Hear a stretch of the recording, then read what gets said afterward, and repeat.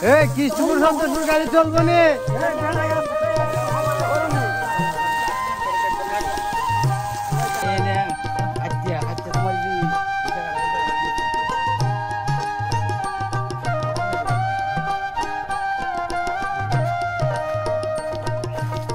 এবারে আমার কিছু খাওয়া রাস্তার উপলক্ষে না না যেমন তো পরিষ্কার আছে যে আমাদের রাস্তা কিরম আছে বা আমরা কিরম করতে চাইতেছি এটার কোনো অনুভূতি।